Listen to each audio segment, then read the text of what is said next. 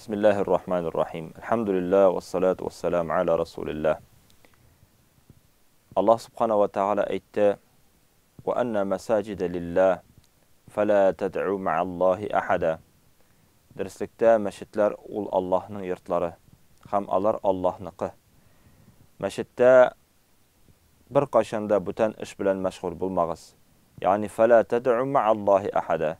Allah'tan başka bir kimge dua kılmağız. Allah Teala'dan başka bir kimge ibadet kılmağız. Meşitke kirgen kişi bütün işin ibadet bilen utkarırga tiyiş. Türlü sileşular, türlü başka dünyavi gameller başkarılırga tiyiş tugul. Meşitke kirgen kişi her vakitte da Kur'an oku bilen, namaz ham başka türlü ibadet bilen meşgul bulurga tiyiş. Aytdi Peygamberimiz sallallahu aleyhi ve sellem: "Ahabbul bilad ilallahi mesaciduha ve abghadul bilad ilallahi aswaquha."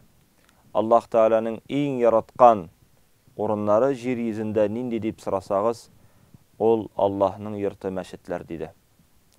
Allah'ın en yaratmagan orunları nindi deyip sırasağız, ol bazarlar dedi. Meşke irte kilüşlerden bulağız, ham sın çıkıp gitüşlerden bulağız. Bazarga tiz kelip, tiz gitüşlerden bulağız. Çünkü meşit ol Allah yurtu, bazar ol şeytanın yurtu dedi.